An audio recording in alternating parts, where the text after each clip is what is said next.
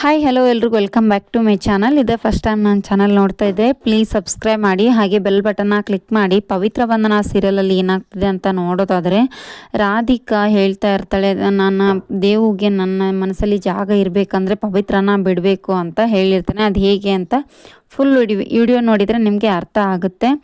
ಏನಪ್ಪ ಅಂದರೆ, ರಾಧಿಕಾ ದೇವ್ರ ಹತ್ರ ಕೈ ಮುಗಿದು ಬೇಡ್ಕೊಳ್ತಾ ಇರ್ತಾಳೆ, ದೇವ್ರೆ ಯಾವತ್ತೂ ಕೂಡ ನನ್ನ ದೇವಿಗೆ ಏನೂ ಆಗದೆ ಇರೋ ಚೆನ್ನಾಗಿ ಇರೋಗೆ ಮಾಡಪ್ಪ ದೇವ್ರೆ ಅಂತ ಹೇಳಿ ಬೇಡ್ಕೊಳ್ತಾ ಇರ್ತಾಳೆ. ಅಲ್ಲಿಗೆ ತಾತ ಬರ್ತಾನೆ. ಬಂದ ತಕ್ಷಣ, ಏನಮ್ಮ ಇಷ್ಟೊಂದು ಬೆಟ್ಟದಷ್ಟು ಪ್ರೀತಿ ಇಟ್ಕೊಂಡು ಒಂದು ದಿನನೂ ಯಾಕೆ ನೀವು ಮುಖ ಕೊಟ್ಟು ಮಾತಾಡ್ತಾ ಇಲ್ಲ ರಾಧಿಕಾ ಅಂತ ಕೇಳ್ತಾ. ಹಾಗಲ್ಲ ಮಾವ, ಯಾರೋ ಒಂದು ಹುಡುಗಿನ ಕರ್ಕೊಂಬಂದ್ಬಿಟ್ಟು ಮನೇಲಿ ಇಟ್ಕೊಂಡಿದ್ದಾನೆ, ಅವಳು ನೆಳ್ಳನ್ನು ದೇವನ ಮೇಲೆ ಇರೋದಷ್ಟು ದಿನ ನಾನು ಅವನ ಜೊತೆಗೆ ಇರೋಂಗಿಲ್ಲ ಅಂತ ಹೇಳ್ತಾ ಇರ್ತಾಳೆ. ಅವಳ ನೆರಳು ಯಾವಾಗ ಬಿಟ್ಟು ಹೋಗುತ್ತೋ ಆವಾಗ ನಾನು ದೇವನ ಹತ್ರ ಮಾತಾಡ್ತೀನಿ ಅಂತ ಹೇಳ್ಬಿಟ್ಟು ರಾಧಿಕಾ ಅವರು ಹೇಳ್ತಾ ಇರ್ತಾರೆ. ಹಾಗೆ ಈ ಕಡೆ ದೇವ್ ಸರ್ ಬಂದ್ಬಿಟ್ಟು, ಏನು ಪವಿತ್ರ ಮತ್ತು ಅಮ್ಮ ಇಬ್ಬರು ಒಂದಾಗಿದ್ರೆ, ಅತ್ತೆ ಸೊಸೆ ಒಂದಾದ್ರಲ್ಲ, ಮತ್ತು ನಿಮ್ಮ ಪ್ರಾಬ್ಲಮ್ಮು ಸಾಲ್ವ್ ಆಯಿತು, ನನ್ನ ಪ್ರಾಬ್ಲಮ್ಮು ಸಾಲ್ವ್ ಆಯ್ತಲ್ಲ ಅಂತ ಹೇಳ್ಬಿಟ್ಟು ದೇವು ತುಂಬಾ ಖುಷಿ ಪಡ್ತಾ ಇರ್ತಾನೆ.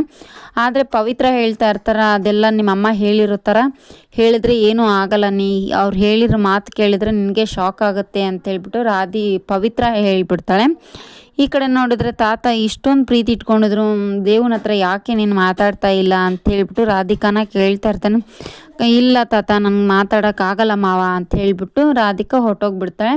ಮತ್ತು ಪವಿತ್ರ, ಎಲ್ಲರ ಮನಸ್ಸಲ್ಲೂ ನಾನು ಮಾಡ್ತಿದ್ದೀನಿ, ನಾನೇ ಮನೆ ಬಿಟ್ಟು ಹೊರಡ್ತೀನಿ ಅಂತ ಹೇಳ್ಬಿಟ್ಟು ಪವಿತ್ರ ಆ ಥರ ಅಂದ್ಕೊಂಡು ಹೊರಡ್ತಾ ಇರ್ತಾಳೆ. ಆದರೆ ದೇವು ಮತ್ತೆ ಬಂದು ಪವಿತ್ರನ ತಿರ್ಗಾ ಕರ್ಕೊಂಡೋಗಿ ಸಮಾಧಾನ ಮಾಡ್ತಾನೆ.